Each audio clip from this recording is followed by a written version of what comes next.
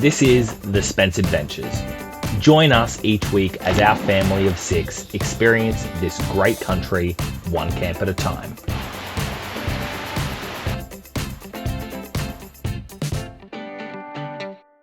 We're coming into Goondiwindi, checking out the sculptures just outside town. I've seen that there's a huge coat of arms with a map of Australia, and that one was built in 2014 by one of the locals. So his name is Angus Wilson, I think it was. I could have that wrong. I think his name was Angus Wilson, and he's made a bunch of sculptures on the way into Goondiwindi, not coming from the north, but coming from the east on the Cunningham Highway. So we've done a bit of like a bypass to go and have a look at them. Well worth it. They're incredible. So the first one is the coat of arms, and the coat of arms is the map of Australia. It has Goondiwindi written there, and then it's actually got the coat of arms either side, so the kangaroo and the emu. And then the next one is called Once Upon a Time, and Once Upon a Time has actually been in collaboration with the school students. So the school students have painted each of the letters before they went up, which was very cool.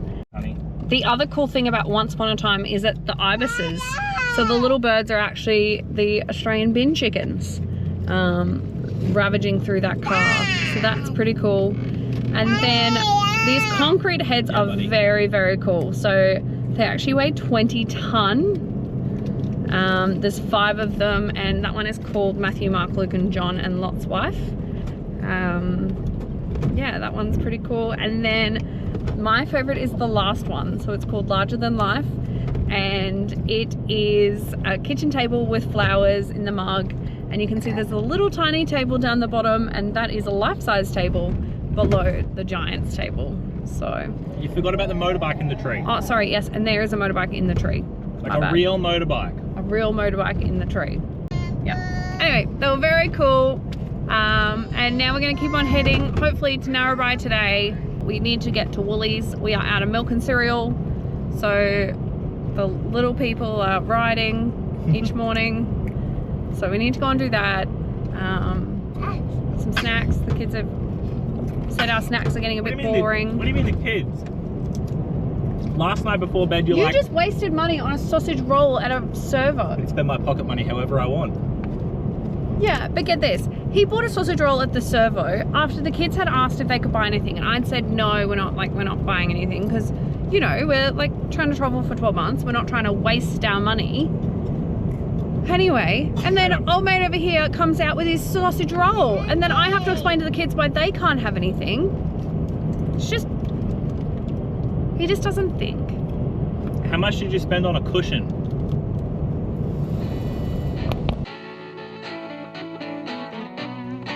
After convincingly winning that argument there, we continued on to Narrabri, which was about 220 kilometres through New South Wales.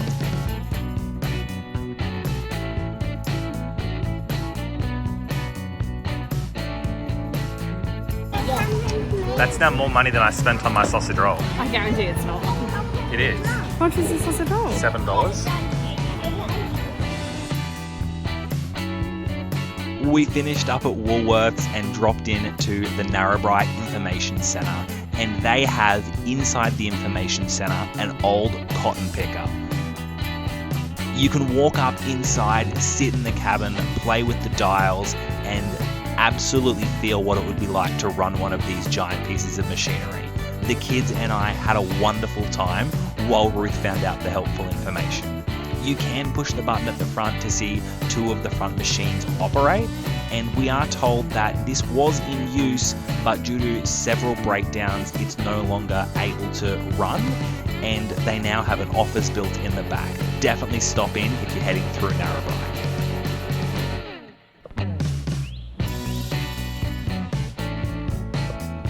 Welcome to camp. This is Yarrie Lake. Without much of a plan on our way to Narrabri, we found a few spots but landed here. So let's get set up with my little apprentice giving me a hand. Whenever the tools come out, Jacob is there. Like every apprentice, he gets distracted easily and only does half the job, but he's young, he's active, sounds like an apprentice. I thought this part here was beautiful from the two kids playing and then absolutely just standing there supervising the camera. Real helpful, guys.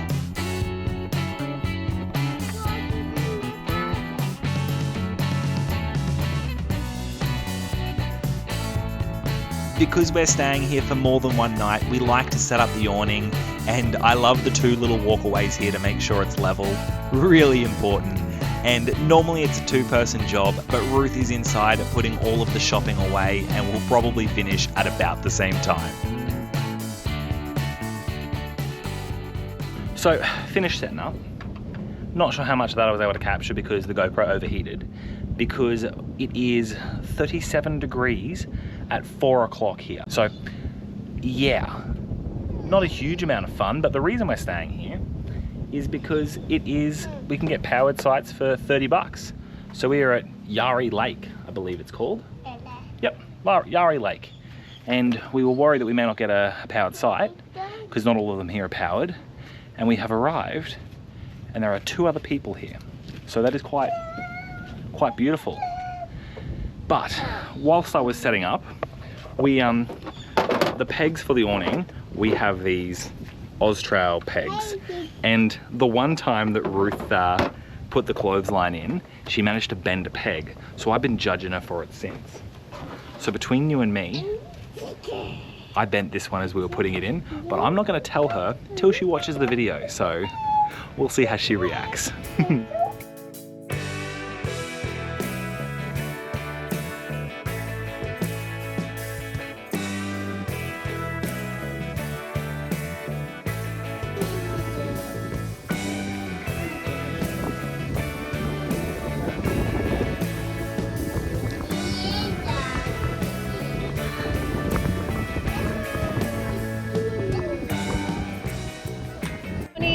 We are heading out today from Yarrie Lakes. We are going to go and do a national park. There's a rock formation in there we want to check out. There's a full driving track we might check out. We haven't really decided. I think we're going to, but we'll just see when we get there. And there's a lookout we really want to have a look at. Apparently you can see a quarter of New South Wales, and today is clear. Unlike the day we were in Honeymoon Bay, which was not, but the day we were near Armadale, they had a lookout. You could see like 80 kilometers, no, it was more than that. It was like 200 kilometers to the ocean. Anyway, we happened to pick the cloudy day to do that. But today is clear. Hopefully we can find the lookout and hopefully we can see that. And then later on today, probably about lunchtime, we're hoping to make it to the telescopes. There's radio telescopes just near here. So we're gonna go check them out. We've got a bit of a touristy day planned. Low-cost tourism for us, because as a family of 6 doing paid tourism things gets really expensive. We're really happy we stayed at Yarrie Lake. Amazing camp there. $30 a night for power. There's non-potable bore water. You can make your own decision as to whether or not you're using that or not. It is the same bore that they're using in another town nearby, so yeah, everyone makes their own decision around what water they use. So we've done our washing with it. We're really happy so far. Camped right on the lake, which is awesome. Beautiful sunrises, beautiful sunsets. What more could you want?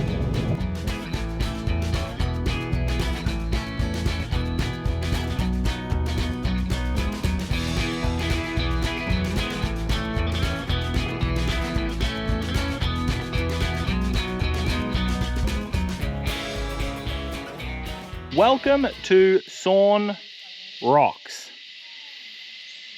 It's pretty nice. It's hot though. So it's a national park. It is about a 700-meter walk from the car park. The walk though is bitumen or a broad walk the entire way. So easy walk, could take a pram, not down to where we are now. So you walk the 700 meters, you get to the viewing platform that allows you to see the rock formation along with some other views as you walk down. It's again, easy walk. When you get to the view, you can look out and you can learn some information about it. And the information is that it was formed by volcanic rock that was then cooled over time and formed into the organ rock formations. That's what they call it because it looks like the pipes on an organ. And it's about 40 meters above the riverbed underneath, and then it actually goes 30 meters underground even further, so 70 meters in total, but 40 meters from the ground. And we read that before getting here, but it's not until you get here and you realize just how big 40 meters above the ground is. You can then walk a little bit further, get down to the creek bed. That is steps, that's dirt, bit rough. Crocs go into sports mode for that. You come down to the creek bed and you can stand at the bottom of the rock formation, look up and feel pretty insignificant about the size that we are. You can also look around and see the rocks that have fallen off the formation, and they've fallen off the formation because the plants start to dig their roots in through the cracks of the rock, finding the soil inside, and over time that separates the rocks from the rest of the formation, and then they fall down. All in all, well worth it. It's very hot. I'd suggest doing it when it's cooler, but still worth the heat to come and have a look. We're going to explore the creek beds and then make our way back. Work it.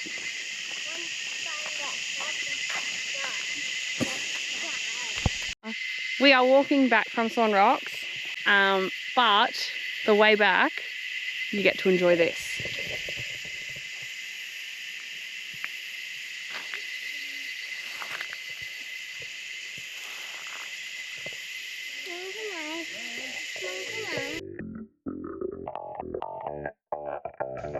We left Sawn Rocks and started to make our way to the Mount Kaputar summit is where we are headed. And we're told the views here are truly spectacular, but we didn't read much about the road. And luckily for us, it ended up being in the off-season because I would not like to have another car traveling the other direction. All of the roads were narrow, right on the edge of the cliff, and Ruth was hanging on for dear life because she was on the side with the drop-off. So take it slow, be prepared, and enjoy the view and the surrounds.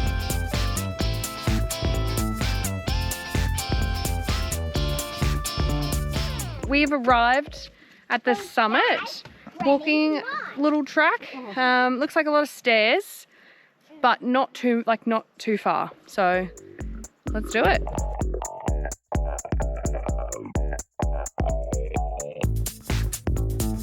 The walk to the lookout is described as short but steep, and it's not hard to see why.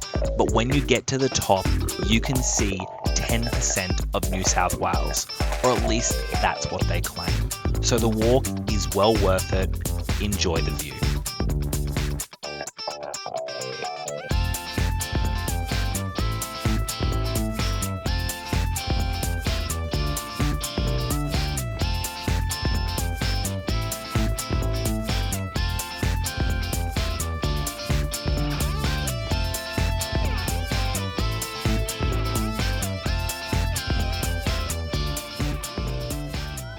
Come on, slowpokes. Oh.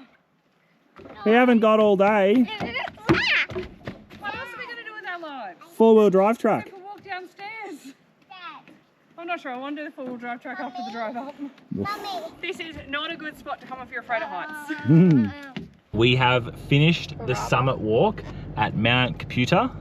Now we are headed to our first four-wheel drive track. You're feeling confident? No. But notice who's No. behind the wheel. No, we were good. No, it'll be good. Well, you did research. We watched a video. So let's bring on what's the four-wheel drive track called? I'm a little Barraba? Barraba. Whatever that. I don't know. We're taking that on, and we're going to give it our best efforts. Imagine not be. Hang on, kiddies. We are off to a good start. We missed the turn. I'm glad you said we. I feel like... Oh! See, stop recording while I'm supposed to be focusing. Good one. Nah, off to a dream start. Uh-huh. Anyway, I think you're going to get out and do the gate, hey? Yeah, so there you pay a permit to go into this track, and then they give you a code for the gate, and you go and put the code into the gate and you get in.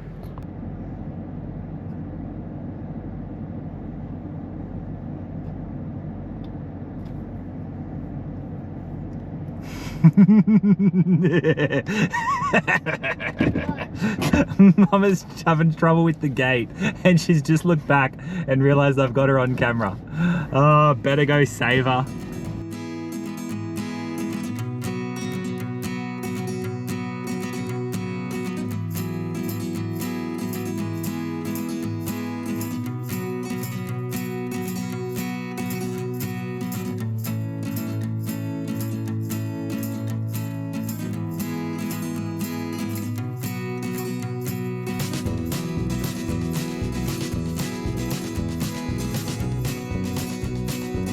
We are going to try out a few different camera angles on this four-wheel drive track. Let us know which one is the most enjoyable.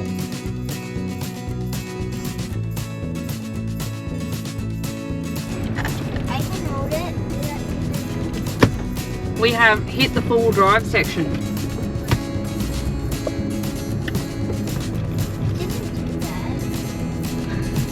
We're doing it slowly. Because you're in the back. You can't see what I can see.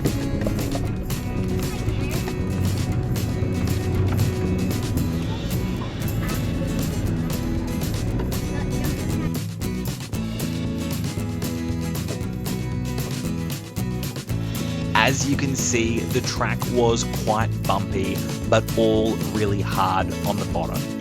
We did later pull over and drop some tyre pressure, which made things a little bit smoother, but this is about the track that we had for most of the trip.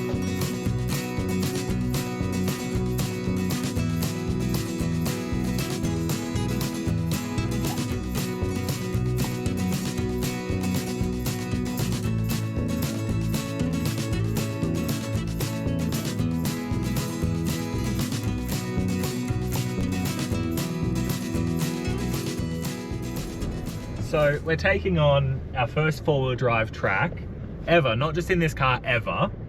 And the kids in the back are a bit scared. It's bumpy. Put it into low range, and it's been some steep, some bumpy. And we turn around and have a look at Jacob, and he is out to it. Yay! Just perfect time for a nap, Dad. Moderate four-wheel drive track. It's fun. Nap time. Nap time. Half his luck.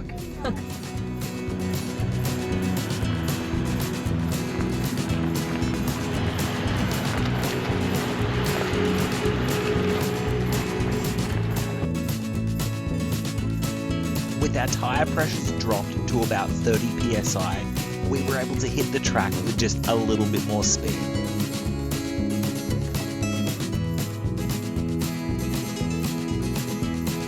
Believe it or not, but Ruth actually preferred this track on the way down than the road we took on the way up. It had much more enjoyable views and it didn't feel like you were going to fall off the cliff at any moment.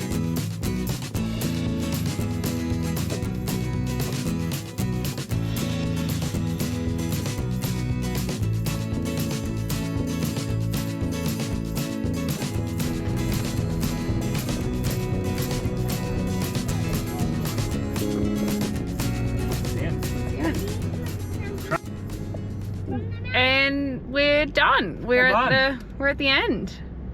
What do you think? Look, if that's medium four-wheel driving, then I think easy would be easy.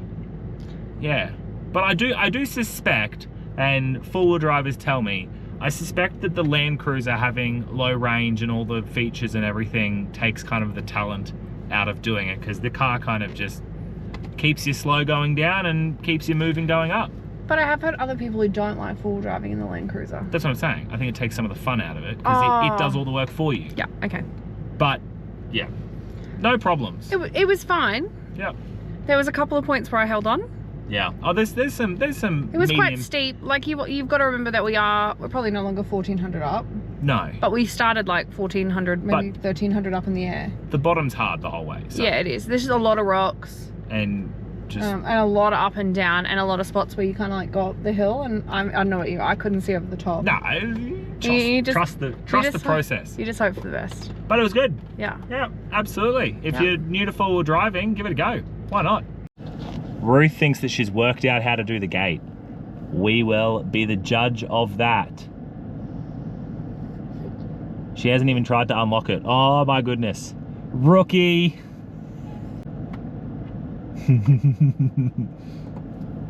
This doesn't particularly instill confidence.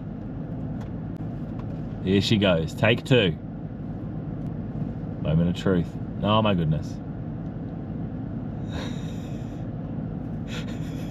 Did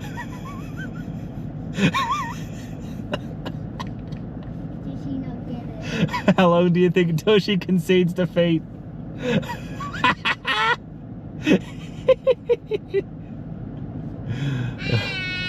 So, girls, for reference, what you have to do, you put the code in, you turn the knob, while holding the knob open, you then have to pull the bar. See how Mummy keeps using both hands to push one way or the other? That means she's never going to get it to work. You've got to turn one hand with the knob, and while holding it, there she goes, the other one. There you go. Well done. Who would have thought the hardest part of the 4-wheel drive track would be Ruth opening and closing the gates? Go figure. I got it. You know what? You can get your own gate opener from now on. This one's retired. Aren't you supposed to retire in your peak? In form? No. I opened that. That is form.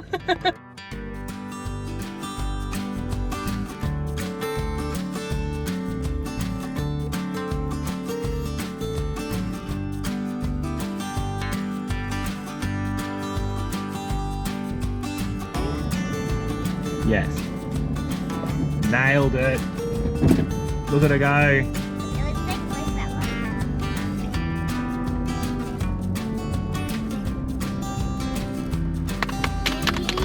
Yay!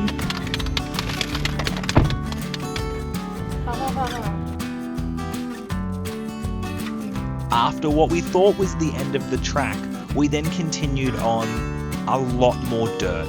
We hadn't yet aired up the tyres, so that was okay. And then these 2 cows were obviously not used to seeing cars, or were just looking for some exercise. We're really not sure.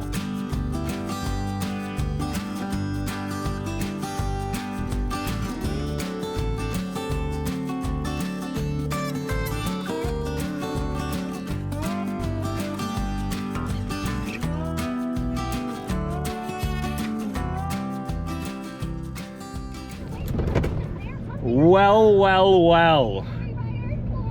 How the turn's tabled.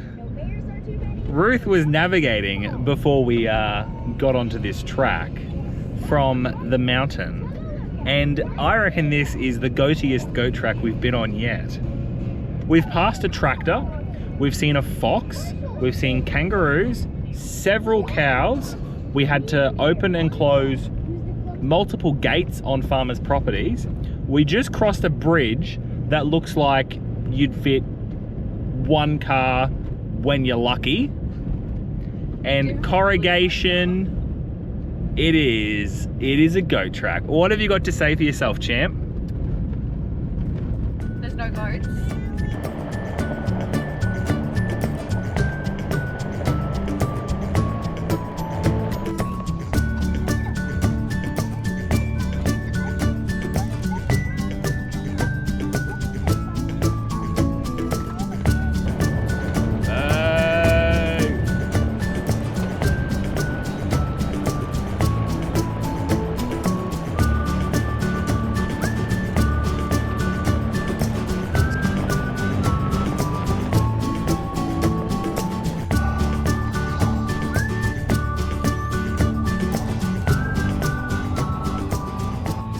We just returned home from a pretty big day to find that at some point the plug for the 240 for the caravan came undone, and we were trying to run the aircon, so we came home because we were only going out for a little bit. Yeah, the trip ended up much bigger than we expected, So mostly due to the goat track on the way home from the 4-wheel driving. So we were going to come back at lunchtime. Yeah. And it was going to be 38 degrees. Beautiful, cool van, but at some point the plug came undone. So batteries are at almost 0. We got home at a perfect time. So fridge is still running, all the essentials are running, but everything else had turned off, and a very hot van. Yeah. we are going to wrap up this episode here. Please remember to like and subscribe if you haven't already. Join us next week, and we are still here at Yarrie Lake. We go for a drive around the lake itself and enjoy the surrounds and a few other things in Narrabri. We'll see you next week, guys. Thanks for watching.